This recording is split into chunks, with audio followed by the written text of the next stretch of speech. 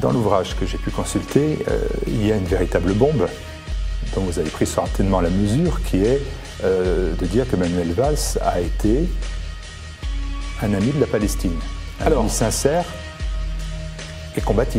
Alors, ce qui est absolument extraordinaire, c'est que... Ça ne colle pas avec l'image d'aujourd'hui, voilà. clairement. Alors, on a une image de Manuel Valls avec des discours à la limite de l'hystérie, fanatiquement pro-sionistes.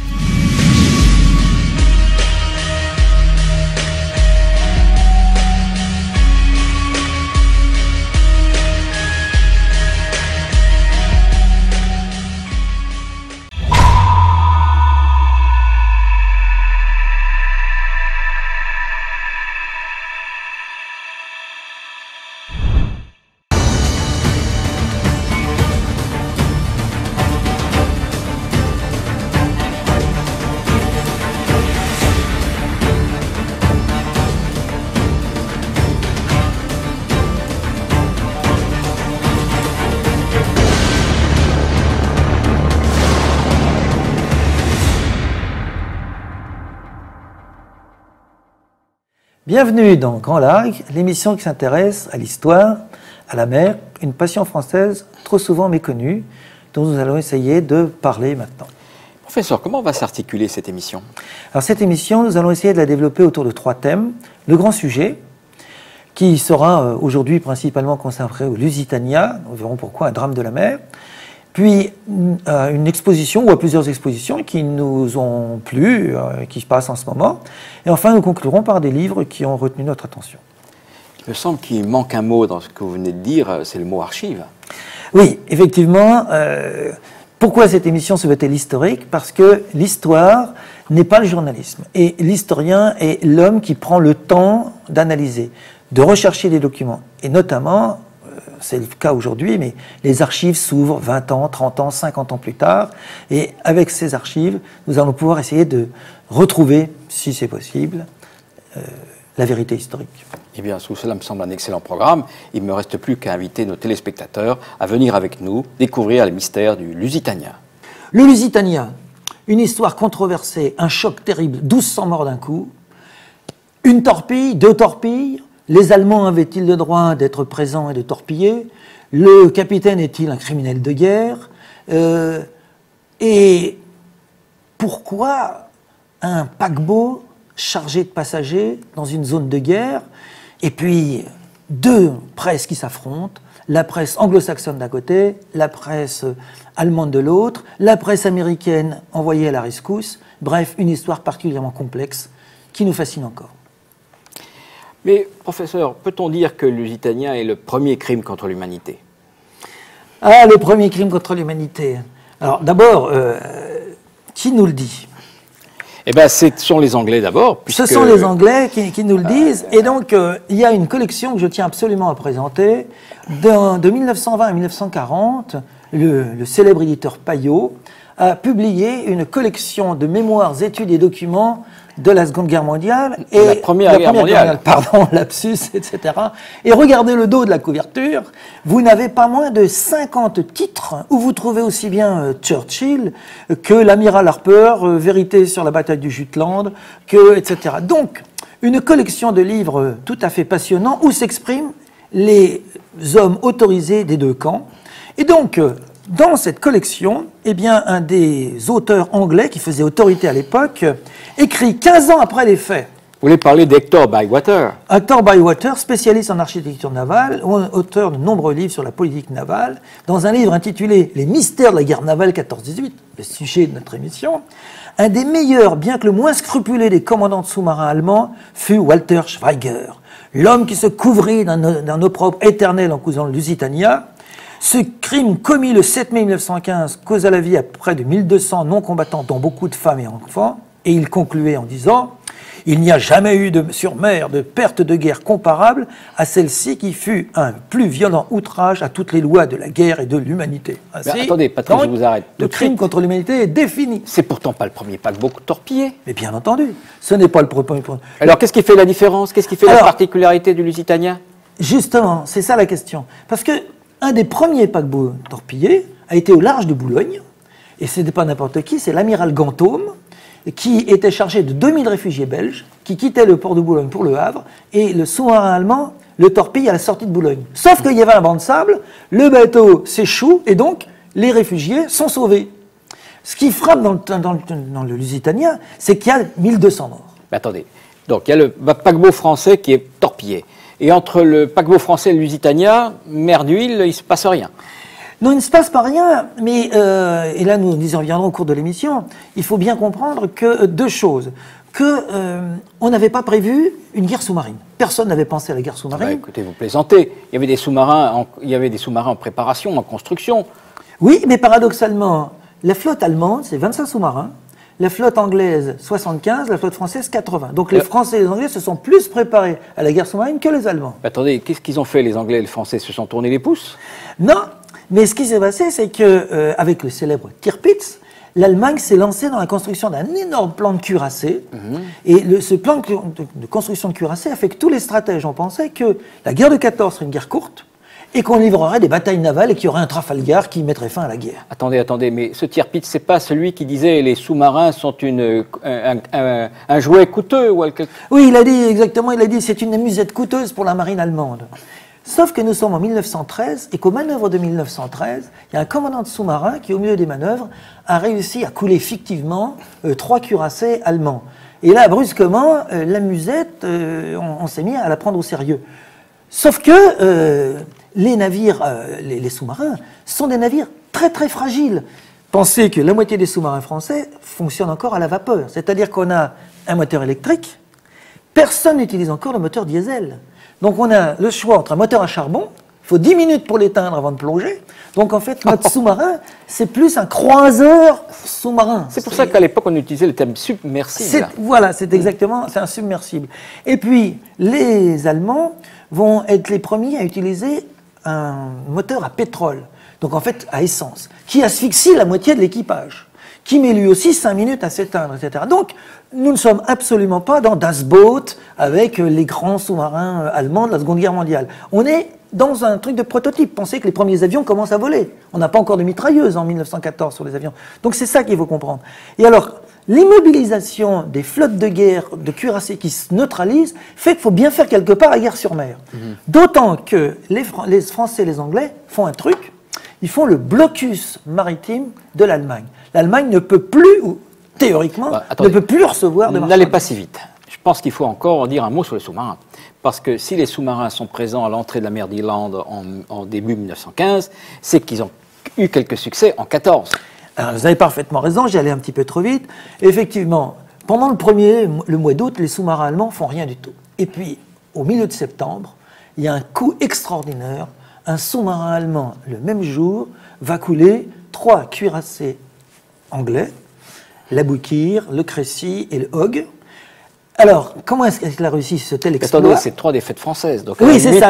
À la limite, on pourrait le féliciter, le commandant de sous-marin. Effectivement, ces noms n'ont plus été redonnés à des navires anglais après. De ce côté-là, c'est parfaitement vrai. Mais qu'est-ce qu'il a fait, le sous-marin allemand? Le sous-marin allemand s'est retrouvé au milieu de cette escadre. Il tire, la torpille marche, le bateau coule.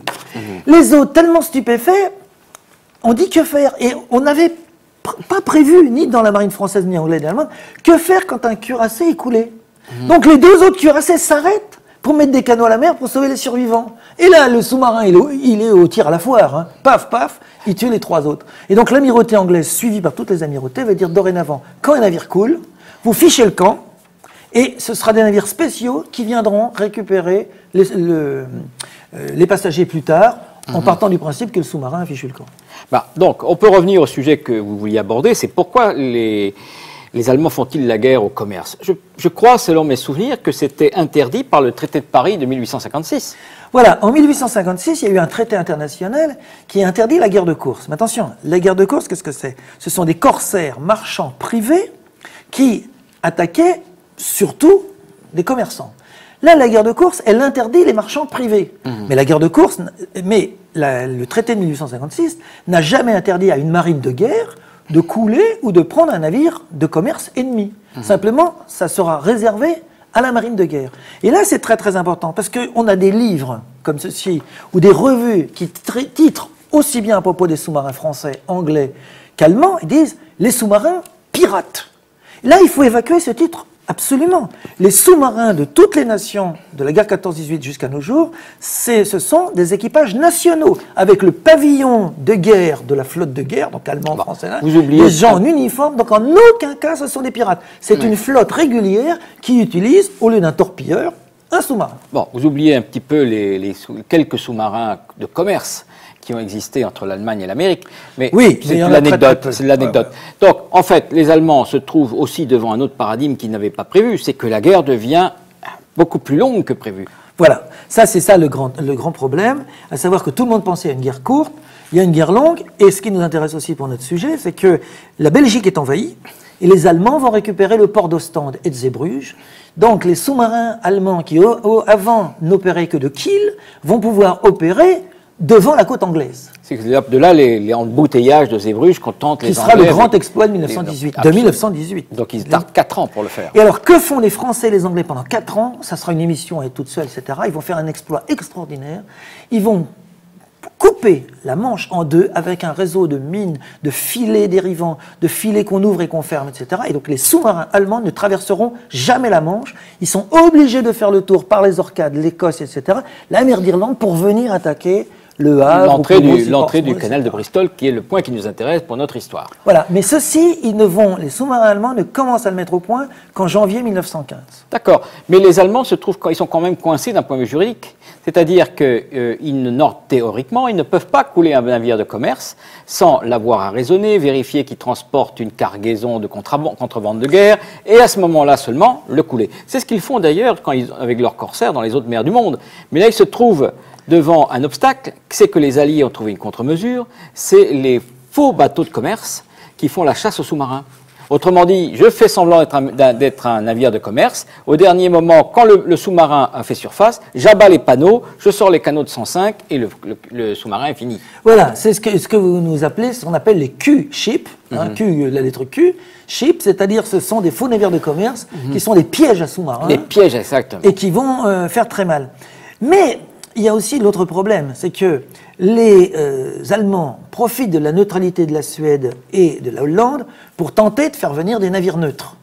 Et ils y réussissent en partie seulement. Donc les Français et les Anglais veulent durcir les règles de navigation des neutres. Et devant le durcissement des règles de navigation des neutres, les Allemands se trouvent confrontés à un choix, et c'est là qu'au plus haut niveau, donc c'est-à-dire ce niveau de l'empereur et de son état-major, on décide de changer le droit maritime. Unilatéralement. Oui, mais le droit maritime, soyons clairs, c'est le droit du plus fort. Ben oui, effectivement. Le droit maritime anglais, c'est le droit maritime au XVIe, c'est le droit espagnol, puis ensuite hollandais, et puis ensuite c'est anglais. Donc là, on est en 14, il y a deux droits qui s'affrontent, le droit anglais et anglo-saxon et français, et puis de l'autre, le droit allemand. Alors, que dit le droit anglais? Le droit anglais dit, on arraisonnera le navire suspect, on ira à bord, et s'il transporte des marchandises de guerre, il est assimilé à un navire de guerre. Alors, enfin, il est ramené au port où une cour spéciale va statuer. En dernier recours, mais c'est d'abord le capitaine qui monte à bord, le capitaine de prise, qui vérifie les papiers et qui, s'il a un doute, dit « on va les vérifier ». On est clair, je suis un navire hollandais qui rentre en Hollande chargé de blé. Si le blé est considéré comme marchandise neutre, le blé rentrera en Hollande. Le blé pourrait très bien aller ravitailler à l'Allemagne. Mais tant qu'on n'a pas dit que le blé était contrebande de guerre, il passe. Donc, si je comprends bien, là, les Français et les Anglais durcissent les règles de contrebande de guerre, donc ils vont interdire dans la pratique le passage de marchandises vers l'Allemagne. Donc l'Allemagne se doit de réagir.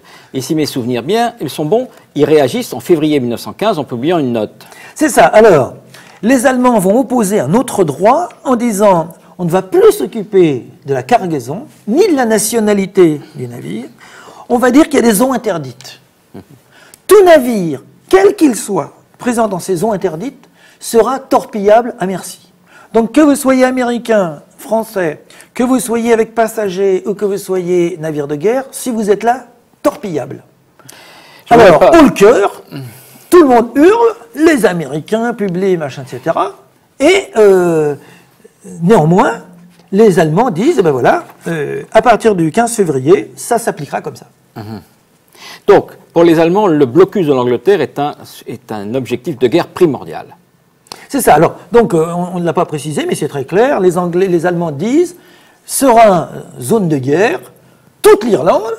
Et le golfe de Gascogne, en plus. Alors, toute l'Angleterre, et puis bien entendu, on ne va pas oublier la France, puisqu'on fait la guerre avec la France, donc le golfe de Gascogne, mais aussi la Méditerranée, hein, et puis éventuellement dans l'océan Indien, enfin des territoires. Donc, on définit, grosso modo, les côtes des belligérants sont zone de guerre. Voilà. Et les Anglais ont consacré d'énormes efforts au maintien de cette liaison maritime avec les États-Unis.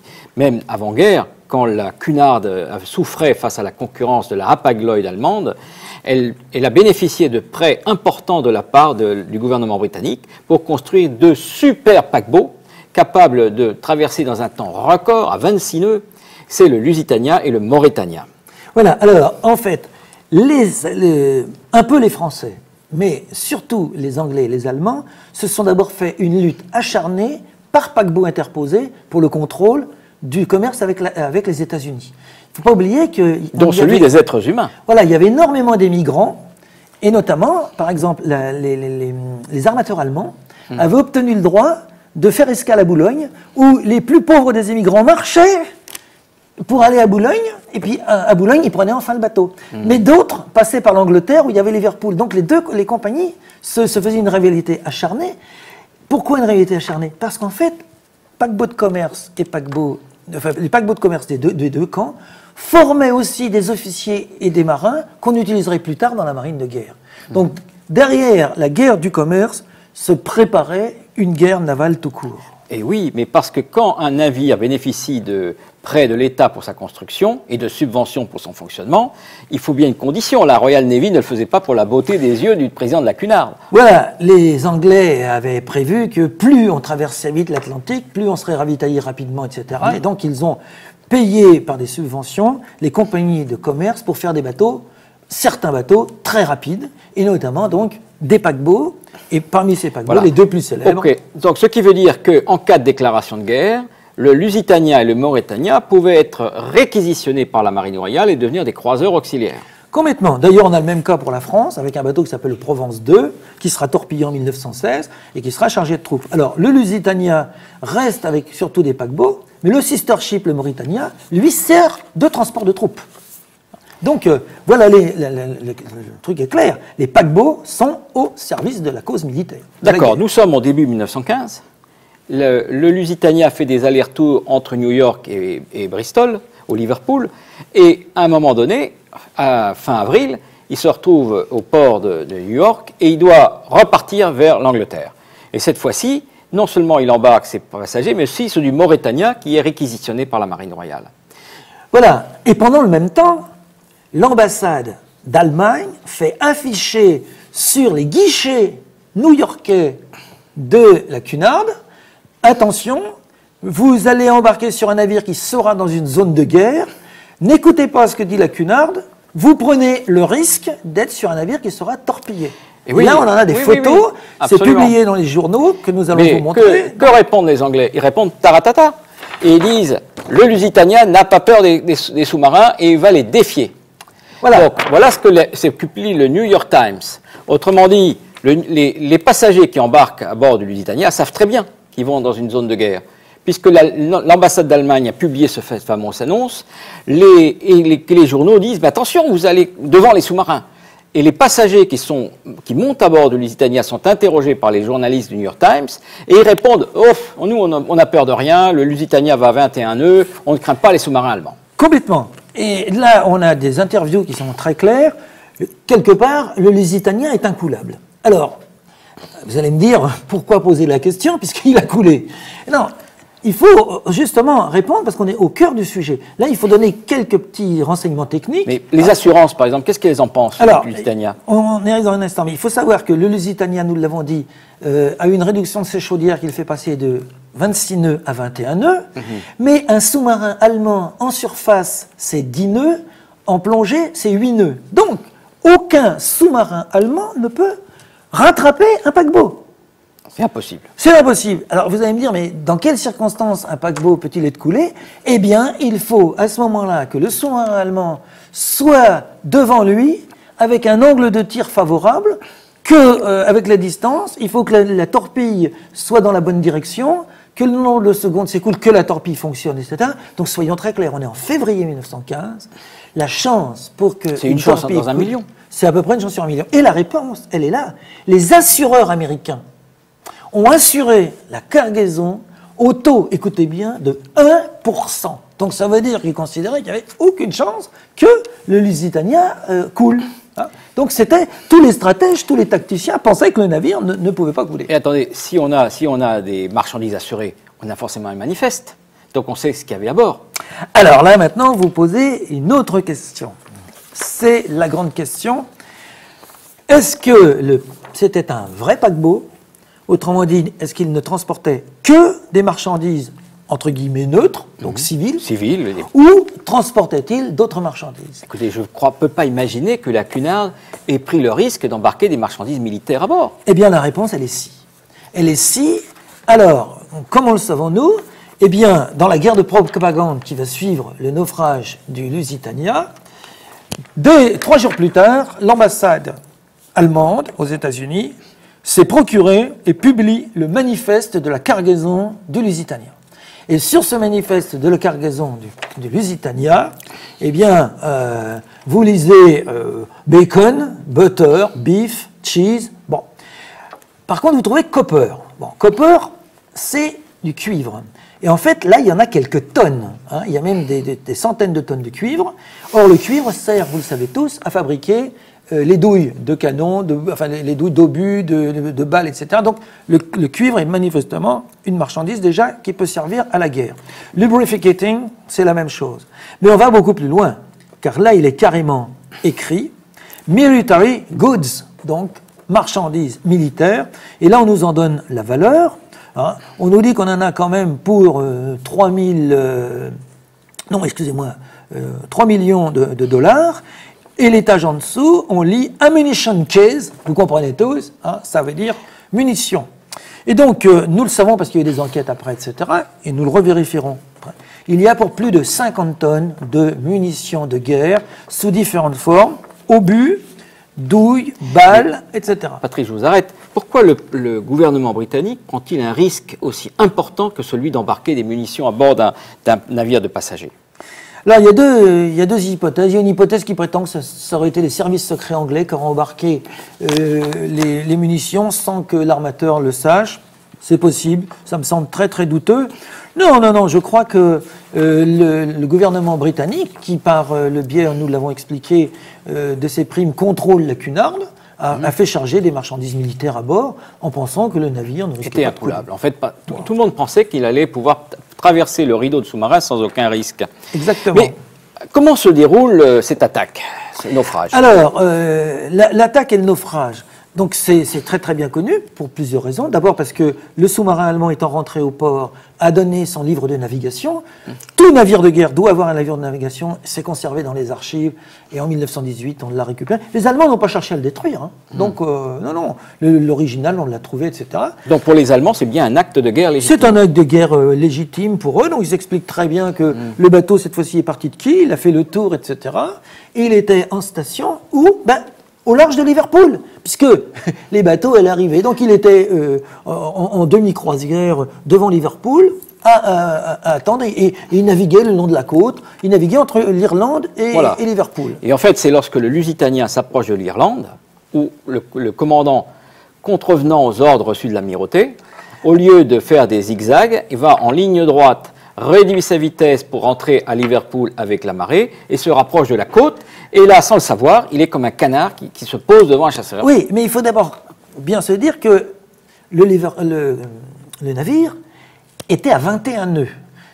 Donc nous sommes d'accord, on l'a bien vu sur les films, etc. de l'époque, il n'y avait que 3 cheminées qui fumaient sur 4.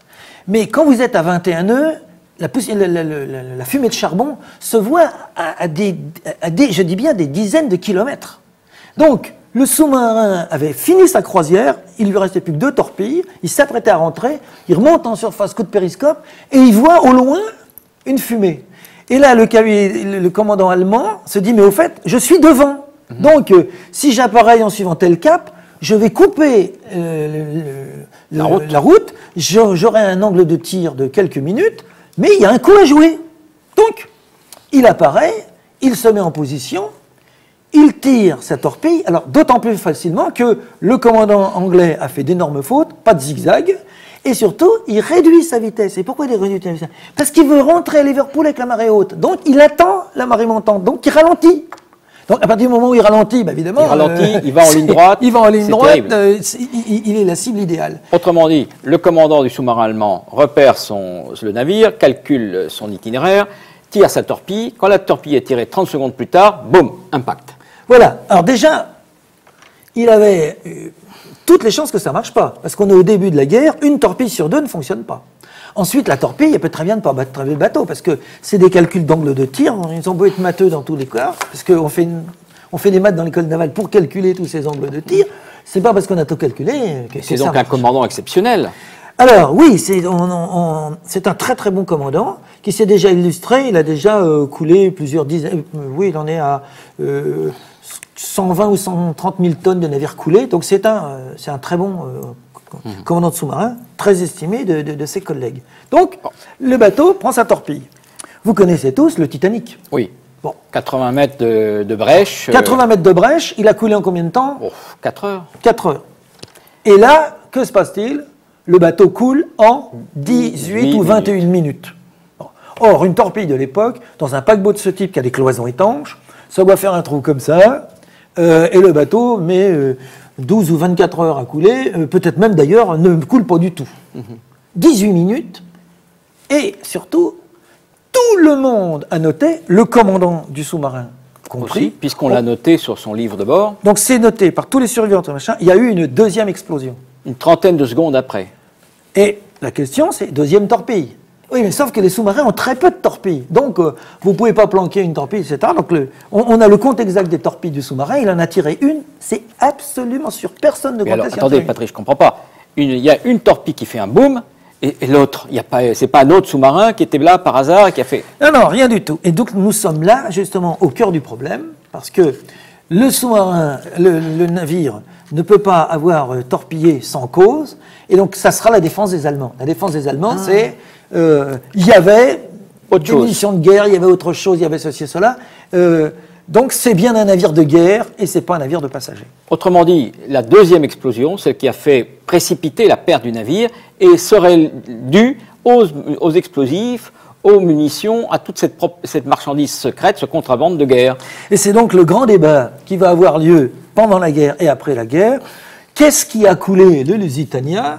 Est-ce que ce sont les marchandises de guerre ou une autre cause? Alors on a étudié des tas de causes, je vais très vite. On a dit c'est la poudre aluminium qui est à bord. La poudre aluminium en explosant aurait dû faire un énorme feu d'artifice que tout le monde aurait vu. Donc c'est pas la poudre aluminium. L'autre théorie qui a été beaucoup développée, c'est que le Lusitania avait des cales latérales chargées de charbon. Et vous savez que ça consommait 1000 tonnes de charbon par jour. Donc à l'arrivée, il y avait toute une série de cales qui sont vides, mais pleines d'un mélange d'air et de poussière de charbon. Donc en fait, ce qu'on appelle le grisou. Et donc effectivement, c'est très compréhensible. La torpille tape dans le grisou et fait exploser, boum. Ça va être la théorie anglaise pour dire s'il n'y avait pas eu de torpille, ça va. Ouais. Et les Allemands vont répondre pas du tout, c'est parce qu'il y avait des munitions à bord. Bon, donc en fait, on n'a pas la réponse d'après les archives. Il faudrait à la limite aller sur place. Voilà, il faudrait aller sur place. Or, aller sur place, eh bien, c'est possible. Ça a été possible, car un milliardaire américain, Greg Bennis, a acheté en 1991, puis en 1980 et des poussières, la totalité de l'épave du Lusitania. Dans un premier temps, parce qu'elle était chargée de cuivre, en disant « je vais revendre la cargaison ». Et puis comme il était milliardaire et très vieux, puisqu'il avait à l'époque 84 ans, il a dit « finalement, le rêve de ma vie, c'est de financer une expédition qui explore le Lusitania et qui trouve la cause de ce mystère ».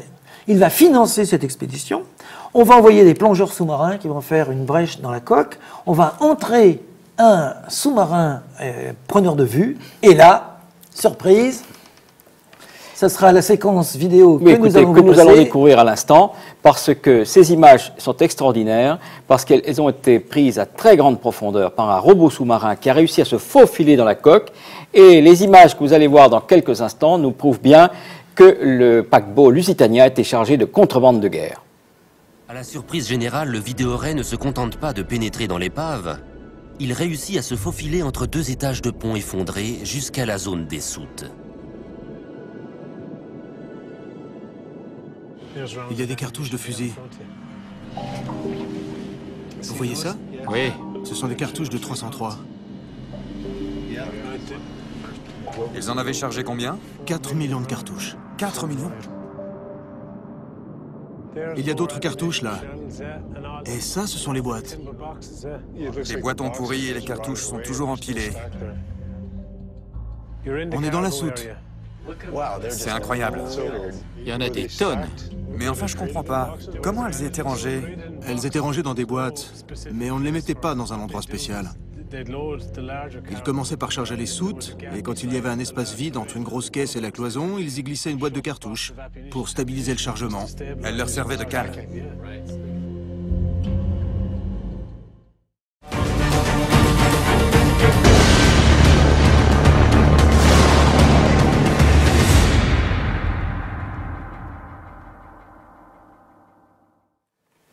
Et voici maintenant le tour des actualités maritimes et de nos expositions favorites. Justement, il y a 2 belles expositions en Bretagne et en Normandie qui mettent en honneur la grande pêche. Tout à fait. Et donc, à propos de cette grande pêche, on a Paimpol, un port dans la ville. Nous allons revenir là-dessus.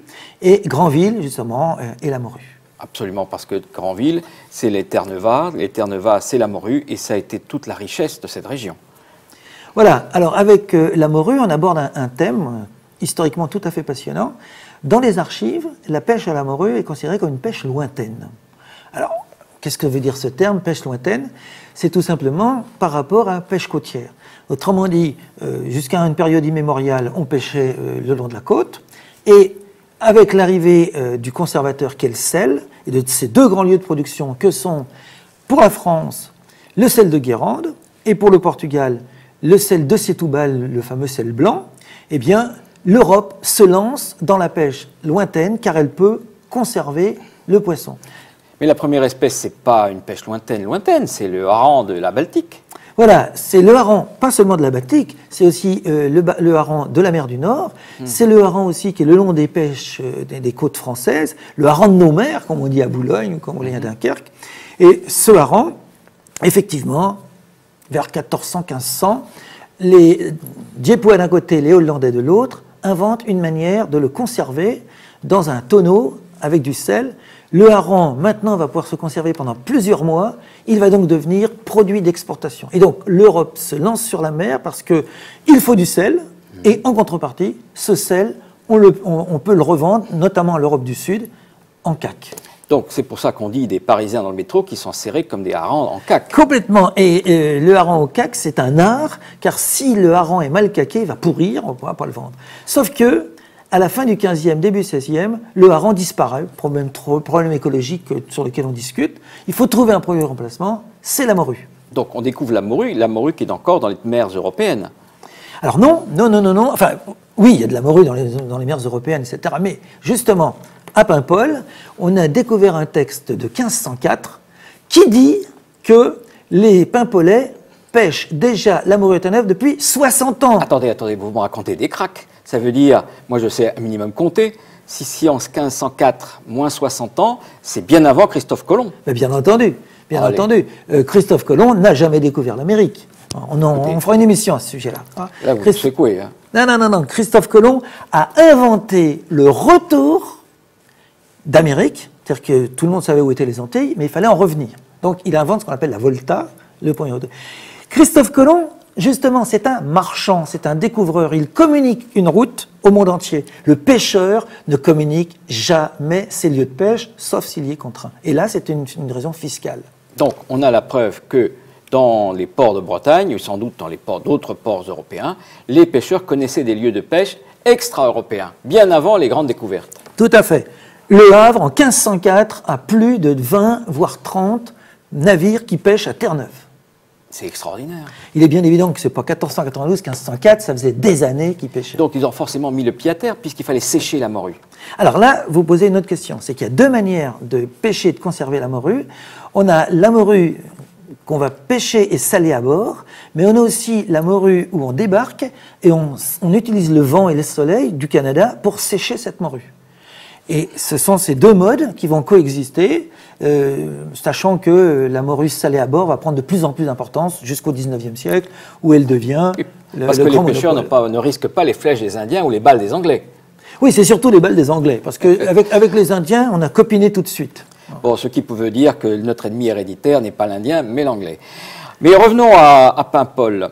Pourquoi ce titre aussi étrange pour l'exposition? Voilà, Paimpol, un port dans la ville. Alors, si on regarde ce magnifique catalogue d'exposition, nous sommes... alors, si je me trahis là, bon, nous sommes à marée haute. Et comme nous sommes à marée haute, eh bien, les bateaux sont dans la ville. Mais en réalité, pour quiconque est plaisancier ou quiconque vient même se baigner à Paimpol, eh bien, à marée basse, le chenal assèche sur des kilomètres. Donc, question, est-ce qu'un port peut exister sans port? Autrement dit, voilà, qu'est-ce qu'on fait quand on est à marée basse? Et quand on est à marée basse, eh bien, justement, on a de magnifiques tableaux qui nous montrent qu'à marée basse, on peut avoir des goélettes, et en l'occurrence, là, des goélettes de belle taille, puisque nous sommes vers 1850-1880, eh bien, la goélette est au milieu du chenal, et comment réalise-t-elle ce projet extraordinaire? C'est parce que les fonds permettent aux bateaux de mouiller. Vous connaissez tous les scènes de Bretagne avec les bateaux qui ont des béquilles. Hein, eh bien là, c'est un bateau qui... parce qu'il est trop lourd, il n'a pas de béquilles. Voilà, il est trop lourd pour avoir des béquilles. Et là, nous avons une magnifique goélette paimpolaise. J'irai revoir ma paimpolaise qui m'attend au pays breton. Et Paimpol est le rival de Granville, c'est le rival de Saint-Malo, c'est le rival de Boulogne-sur-Mer. Donc, c'est les grands ports morutiers. Oui, sans vouloir aborder le sujet un peu épineux de la falaise, dites-moi... Qui n'existe pas. Oh bah, après, il y a des rumeurs à ce sujet. Ouais. Mais ils ont voulu faire des travaux. Paimpol, aujourd'hui, n'est pas lui seulement un port d'échouage. Voilà, alors à partir de 1780, les projets se succèdent, car en fait, Paimpol est autour d'un marais. Alors on va assécher ce marais. Sur une partie du marais, on va construire la ville, et sur l'autre partie du marais, on va construire des jetées qu'on va doter d'une écluse, et on va donc créer ce qu'on appelle un port à marée. C'est-à-dire qu'à marée haute, les bateaux arrivent, on ferme les écluses, et là, les bateaux seront en pleine eau à l'intérieur du port. Connaissant les marins, je suis sûr que certains n'ont pas voulu payer le droit d'écluse, donc ils ont continué à s'échouer. Exactement, et donc c'est tout le débat qu'il va y avoir entre les armateurs, les pêcheurs, qui va construire, qui va payer le bateau, l'État, les armateurs, les taxes, et c'est tout le sujet de cette magnifique exposition. Sans entrer dans le détail du financement des travaux sous l'Ancien Régime, puisque c'est les États de Bretagne qui étaient, je pense, partie prenante dans l'affaire, revenons maintenant sur Granville, parce que Granville, elle, n'est pas un port d'échouage, si mes souvenirs sont bons. Donc, ils peuvent mouiller en eau, quelle que soit la marée. Et donc, comme Saint-Malo. Comme Saint-Malo. Et Granville a été, lui aussi, un port de haute pêche. Complètement. Alors là, après, on entre dans un problème que le professeur Delumeau a bien expliqué en son temps, à savoir qu'on a des ports phares, et Saint-Malo et Le Havre sont les deux grands ports phares, mais derrière, on a toute la côte qui pêche. Et donc, on a qu'on soit en Bretagne ou en Normandie, puisque Granville, c'est la Normandie, autrement on va se faire insulter. Le problème de la morue, c'est de la valoriser. Parce que les marins sont contraints d'aller sur les bateaux par la misère. C'est la pression démographique qui fait qu'on embarque à la pêche à Terre-Neuve. Moi, je crois que c'était le romantisme qui poussait les gens à s'embarquer. Marin, c'est la misère. Et l'avantage du marin, c'est qu'il est nourri-logé. Donc, les veuves de marins, les pauvresses de Bretagne et de Normandie, dès l'âge de 8 ou 9 ans, cherchent un armateur qui prendra le pauvre gamin qui sera nourri et logé pendant les 6, 8 ou 9 mois de campagne. Attendez, professeur, si je vous entends bien, ça veut dire que si la France n'a pas eu la même marine que l'Angleterre, par exemple, c'est parce qu'il fait trop bon vivre en France? Exactement, c'est pour ça que moi je suis fille de vigneron du Val-de-Loire, et donc au mieux on a navigué sur le Val-de-Loire, mais on n'est jamais allé plus loin. Bon, bah, dis donc. Heureux comme Dieu en France. Bien, enfin, je pense que vous nous avez donné assez envie d'aller visiter ces deux expositions. Mais il y a beaucoup d'autres choses à voir en France. Et même si la méduse n'a certainement pas été une espèce valorisée par la grande pêche, je crois que le musée naval de Rochefort s'y est intéressé. Alors aujourd'hui, le musée naval et la ville de Rochefort sont dans un projet fantastique avec Arte. Ils sont en train de préparer un film sur la Méduse. Alors la Méduse, tout le monde connaît le tableau de Géricault, mais ce que le tableau de Géricault vous montre, que les gens ignorent, c'est les 14 survivants des 122 embarqués sur le radeau. Imaginez que sur ce radeau où il y a 122 personnes, 12 jours plus tard, on n'en trouve plus que 14. Et que s'est-il passé pendant les 12 jours? Eh bien, les survivants ont bouffé les autres. Mais il fallait bien quelqu'un qui s'y connaisse pour découper les Oui, chairs. et bien notamment un des acteurs, c'était un chirurgien qui passera sa thèse sur ce sujet. Comment les officiers, la bourgeoisie, finalement, mangent la nuit le prolétariat. Ah bah c'est extraordinaire. Mais ça, c'est l'histoire non racontée du tableau. Mais ce sera explicité dans l'exposition? Complètement, parce qu'on a des documents, on a le procès du commandant de la Méduse, parce que la Méduse s'échoue pour une faute de navigation extraordinaire. Il y avait un énorme banc qu'on appelle le banc d'Arguin, et le capitaine Chaumarex, qui était royaliste et qui s'entendait pas avec son second et ses lieutenants qui étaient bonapartistes, a dit on vire, alors que la sonde disait qu'on aurait dû virer plus tard. Il a échoué son bateau, et alors là, c'est la panique à bord, enfin, etc. Donc, on a eu des scènes assez extraordinaires, le gouverneur et le capitaine étant les premiers à quitter le navire. Donc la Méduse a été la honte de la marine dans les années 1820 et 1830. Bah, je comprends qu'on n'en ait pas tant parlé ça par le tableau. Mais est-ce une exposition que même des enfants peuvent visiter? Oui, oui, oui, et ils comprendront pourquoi on doit chanter il était un petit navire et que le mousse c'est plus tendre qu'un vieil officier ringard. À propos d'enfants, j'aimerais bien vous poser une question indiscrète. Quand vous étiez enfant, est-ce que votre vocation de historien maritime, vous êtes venu parce qu'on vous a offert un jouet, un bateau-jouet? Et oui, je suis comme beaucoup de Français qui ai reçu les fameux petits bateaux jouettes, vous savez, les petits bateaux bleus, avec une clé pour les remonter. Et moi, mon plan d'eau, c'était le parc Pasteur d'Orléans. Eh bien, je pense que vous allez trouver votre bonheur au musée naval de Toulon. Effectivement, à Toulon, on a une très très belle exposition. Là, je crois que les gens s'y sont déjà rués, mais vous allez pouvoir continuer.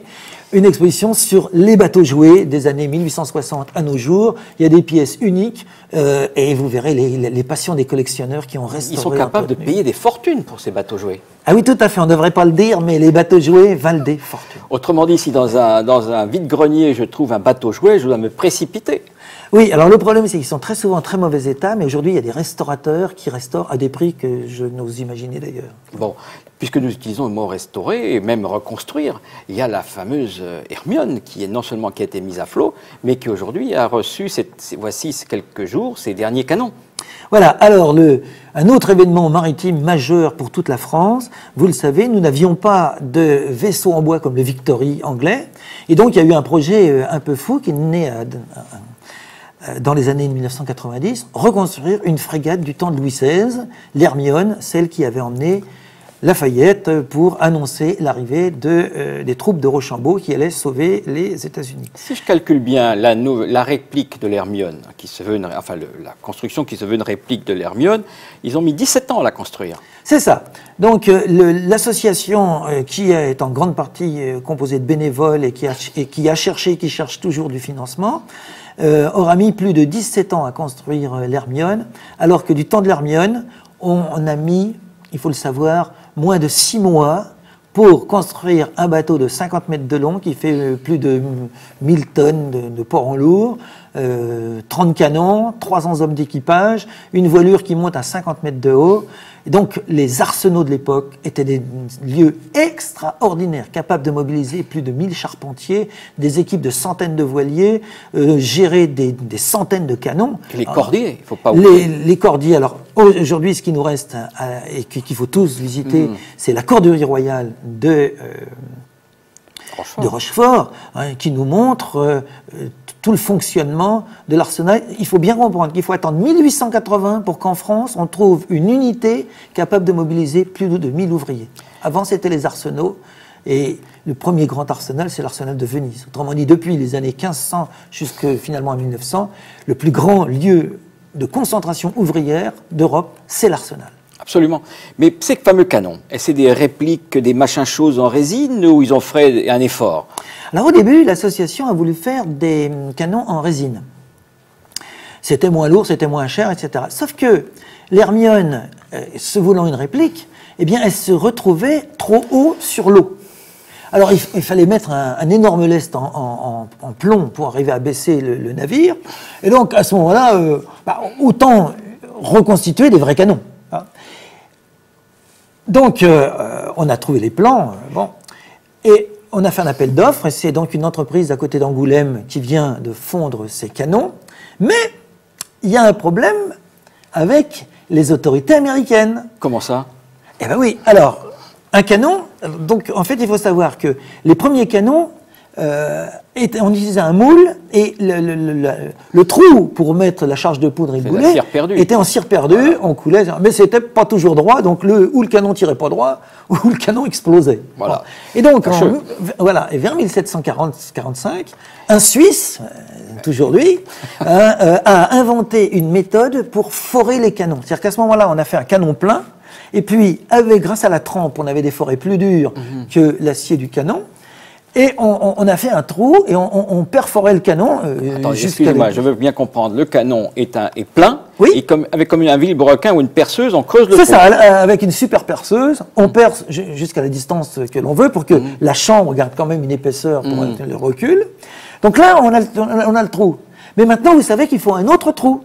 La lumière, c'est-à-dire qu'il faut perpendiculairement au canon, on perce un trou pour que la charge de poudre enflammée arrive à la gargousse et fasse tirer.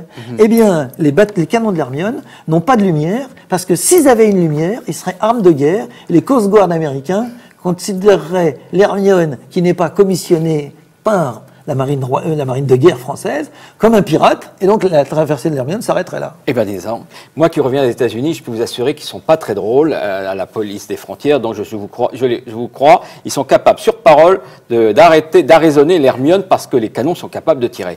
Mais en tout cas, moi, ça me donne une grande envie d'aller visiter l'exposition de Paimpol, l'expédition de Granville, et aller voir flotter l'Hermione. C'était un spectacle extraordinaire. Alors, j'annonce justement que l'Hermione sera du 6 au 17 septembre sur les quais de Bordeaux et que ce sera sa première manœuvre d'appareillage avant les entraînements pour, au cours de l'été, du printemps prochain, partir vers les États-Unis. Eh bien, il ne reste plus qu'à demander à nos téléspectateurs un instant de patience pour ce que nous allons découvrir les dernières parutions concernant la marine et les marins.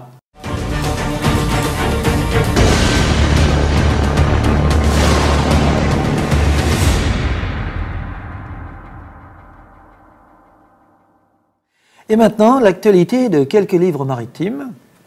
Commençons d'ailleurs par l'âge d'or des corsaires dans les petits ports de la côte nord de Bretagne, parce que tout le monde connaît les corsaires de Saint-Malo, mais qui connaît ceux de Paimpol ou de Bréhat? Oui, je suis bien placé pour répondre à la question, puisqu'ayant été professeur d'histoire maritime à Boulogne, j'ai pu parler de ce port, dont on oublie que sous l'Empire, il a été bien supérieur à Saint-Malo et à Dunkerque. Donc, derrière les grands ports, que tout le monde connaît... Il y a les petits ports. Il y a les petits ports. Et alors, le travail de Jean-François Jacques est parti d'un travail de maîtrise, et il a passé plus d'une dizaine d'années avec des archives familiales, avec des archives qu'il est allé chercher dans tous les ports de Bretagne Nord. C'est l'histoire d'un petit port avec des petits corsaires qui, finalement... finissent par avoir une activité non négligeable. Mais dites-moi, professeur, je regarde la couverture de ce livre et je suis quand même étonné par ce corsaire qui attaque un Indiaman anglais. On dirait une vraie petite frégate. Alors, en l'occurrence, il s'agit véritablement d'une frégate. Le tableau qui est très connu, c'est le tableau de Nelson pris par la Bellone. C'est un corsaire bordelais. Et à Bordeaux, à Granville, quelquefois à Nantes, mais surtout à Saint-Malo et à Bayonne, on avait de grands corsaires océaniques par opposition aux corsaires de Dunkerque et de Bayonne et de Boulogne qui étaient beaucoup plus petits. D'accord. Mais donc, ça, c'est la preuve, en fait, que vous avez diverses catégories de corsaires, des petits, des grands et des moyens. Voilà, et c'est toute la question de la guerre de course, c'est la rentabilité. Plus le bateau est grand, plus il va loin et moins il est pris, mais généralement moins il est rentable. Très bien. Alors, un autre ouvrage, Philippe Roederer, Les Français dans l'océan Indien. Du XVIIe au XIXe siècle. Voilà, presse universitaire de Rennes. Et là, on a affaire à un autre type d'ouvrage. Philippe Roederer est le grand spécialiste de l'océan Indien, et il s'agit d'un choix d'articles publié par les presses universitaires de Rennes. Et là, c'est justement la preuve de l'éclectisme d'un certain nombre de professeurs, et lui en particulier. Nous avons aussi bien la Compagnie des Indes, Jalons pour une histoire, les actions de la Compagnie des Indes, le système de l'eau, les combats navals, les Français, la rivalité. Je vous arrête tout de suite. Mais pourquoi s'intéresser autant à l'océan Indien? Dans l'océan Indien, nous avons l'île de France, l'île Bourbon et 2 ou 3 comptoirs des Indes. C'est tout. Quelle est l'importance de l'océan Indien? Eh bien parce qu'à cette époque-là, l'océan Indien, c'est fondamentalement le café avec mocha, où les Malouins se tailleront de beaux empires, mais surtout l'Inde, et par-delà l'Inde, la Chine. Et l'Inde est un pays développé à cette époque-là, avec un produit extraordinaire que toutes les dames d'Europe s'achètent, les indiennes, c'est-à-dire un magnifique tissu qui est teint et peint à la main, qui vaut une fortune, mais qui surtout nous change pendant l'été de notre lin ou de notre chanvre qui faisait le quotidien de nos épouses. Et les mousselines et les indiennes vont être désirées à un point inimaginable par les dames de la bourgeoisie et de la cour. Et donc, en Angleterre, en Hollande comme en France, les compagnies des Indes vont se disputer ce marché ô combien juteux. Mais il me semble qu'il y a un point que vous n'avez pas mentionné au sujet de ce livre et de l'océan Indien, et dont l'absence va décevoir beaucoup de lecteurs contemporains. J'ai pas trouvé un seul mot sur Libertalia. Alors Libertalia, c'est le mythe. C'est une histoire totalement inventée. Oui. Si vous avez il faut dire un mot. Qu'est-ce que c'est Libertalia? Alors Libertalia, c'est la communauté pirate utopique où aurait régné une forme de démocratie. Bon, en fait, c'est une vraie, même dans le texte, c'est une vraie dictature. Et le vrai problème de Libertalia, c'est que si les romanciers s'en sont délectés, les archives n'en portent aucune trace. Donc c'est une invention. Eh bien, n'en parlons plus. Si c'est une invention de journaliste, n'en parlons plus. Dernier livre, Guichen, L'honneur de la Marine royale. Un livre qui va vous plaire, obligatoirement, Tristan. Enfin, l'honneur des Bretons. Guichen est un grand Breton, si j'ose dire. Alors, Guichen, donc, comme le savent tous les Bretons, a donné son nom à de nombreux navires de la marine nationale. Et à un lycée. Et, oui, et à un lycée. Mais c'est vrai qu'il n'avait pas fait il n'avait pas été je recommence tout. On recommence tout. Oui. Patrick, vous reprenez le livre. Je recommence le livre. Voilà. On repart. Voilà, on le voit là. Vous le prenez vraiment. Vous le posez. Vous allez chercher votre livre. Hein, d'accord? Vous allez le chercher là. Vous le prenez, hein, parce qu'il était là. Et il faut que ça soit crédible. On y va? Ça tourne. Notre troisième livre, Guichen, notre plat de résistance, je dirais. Voilà, l'honneur de la marine royale, et qui va satisfaire vous, Tristan, et tous les Bretons, car c'est un des très grands amiraux bretons. Enfin, il y a tellement eu d'amiraux bretons qu'on ne peut pas les classer, ou alors nous allons être pendus. Disent qu'il y a eu davantage d'amiraux provençaux. Oui, alors on ne va pas porter de jugement de valeur. Toujours est-il que Guichen est un très très bon et un très très grand marin de la marine royale qui s'illustre de la guerre de succession d'Autriche à la guerre d'indépendance américaine. Il n'y avait pas eu de grands ouvrages, de bons ouvrages dessus, et cette lacune est comblée par François Jahan et Claude Join-Rossel, qui sont des gens bien connus dans le milieu breton pour la qualité de leur travail. Là aussi, c'est issu de plus d'une dizaine d'années de recherche, oui, c'est le minimum, et ce prix a eu d'ailleurs, ce livre a eu un prix de l'Académie de Marine, ce qui mérite de développer cet ouvrage et de le lire. Que voyez-vous dans ce livre écrit à 4 mains, si j'ose dire?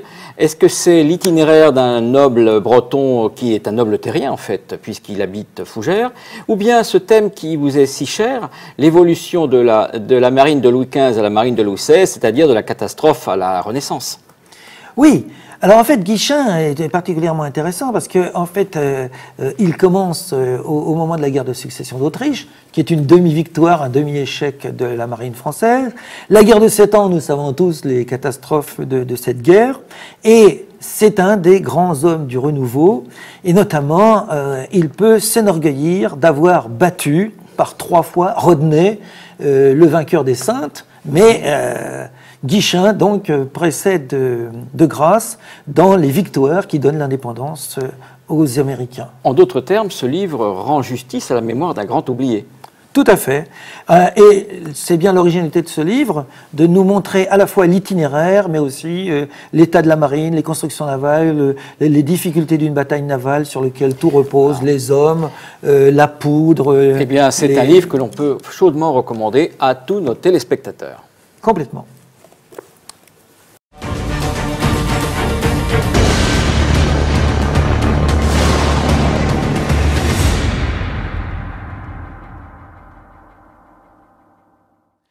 Côté presse, l'actualité des revues maritimes, sachant que nous n'avons retenu que quelques-unes, il y en a bien d'autres. Bien sûr, tout le monde connaît Neptunia, qui est la revue des Amis du Musée de la Marine, et qui est remarquable par la qualité de son iconographie et de sa mise en page. Voilà, donc Neptunia, pour ceux qui ne le connaissent pas, c'est donc des articles avec une illustration magnifique et des thèmes. Et donc là, on a 3 thèmes tout à fait intéressants. L'abattage en carène, autrement dit, comment, au XVIIIe siècle, on débarrassait les navires de leurs tarés qui freinaient les navires et raccourcissaient la vie des bateaux. Un sujet particulièrement original, le cuirassé Mikasa, Memorial Ship japonais, un bateau... Un rescapé de Tsushima. Voilà. Donc c'est un bateau extraordinaire qui est parfaitement détaillé. Et puis en ces termes de vacances, la saga du France et du Baron Bic dans la côte de l'América. Et puis bien d'autres sujets, notamment... En tout cas, si on veut une revue un tout petit peu plus sérieuse, vous avez la chronique d'histoire maritime qui présente un sujet peu connu, c'est celui des galères espagnoles castillanes au service du roi de France pendant la guerre de 100 ans. Et je pense que c'est le sujet clé de cet ouvrage. Tout à fait. Alors là, c'est la revue de la Société française d'histoire maritime dont je suis le vice-président. Et nous essayons de combiner histoire érudite, mais en même temps des thèmes tout à fait intéressants. Et par exemple, vous venez de parler des galères espagnoles. Les navires hôpitaux de la guerre 14-18 par le médecin général Broussol, c'est tout à fait passionnant. Comment on utilisait l'étoile polaire au XVe siècle pour naviguer, ou les flibustiers de la Martinique par Jacques Gasser, ou Trafalgar et la presse, ça aussi c'est un article passionnant. Mais je vois que Navire et Histoire montrent qu'on peut s'intéresser également à l'actualité et à l'histoire. C'est un numéro qui s'est particulièrement investi dans la Crimée. Non seulement la guerre de Crimée, mais aussi la guerre de Crimée actuelle, ou la quasi-guerre. Voilà, alors Navire et Histoire, donc numéro 83, j'ose croire que la plupart de nos téléspectateurs connaissent une excellente revue qui a une iconographie particulièrement riche et recherchée et critiquée. C'est une iconographie particulièrement analysée, étudiée, c'est une des forces. La deuxième force, c'est les différents thèmes. Donc c'est une revue qui se veut internationale et qui va aussi bien du XVIIIe siècle qu'aujourd'hui. Donc vous voyez, on a les raiders allemands de la Première Guerre mondiale, un article tout à fait passionnant sur un canon Conchin chinois en Chine qui est à l'arsenal de Brest, que vous avez vu. L'opération Mike, c'est les Américains dans le Pacifique. Et puis, on vient de le dire, un dossier central sur la marine en Crimée, donc de Sébastopol à aujourd'hui, et notamment les événements qui viennent de se produire, là, avec Poutine. Donc pourquoi le Sébastopol est un lieu aussi essentiel pour les politiques étrangères de la Russie. Pour mieux comprendre la politique russe d'aujourd'hui, il faut comprendre l'histoire navale de la Russie. Et je pense que ces revues, par leur qualité et leur recherche, nous aident beaucoup à y arriver. Et maintenant, vous savez pourquoi il y a le Sébasto à Paris. Grand Largue est maintenant terminé. Nous espérons que cette émission vous a plu. Et nous nous retrouverons dans quelques semaines pour une prochaine émission avec un nouveau Mystère de la mer.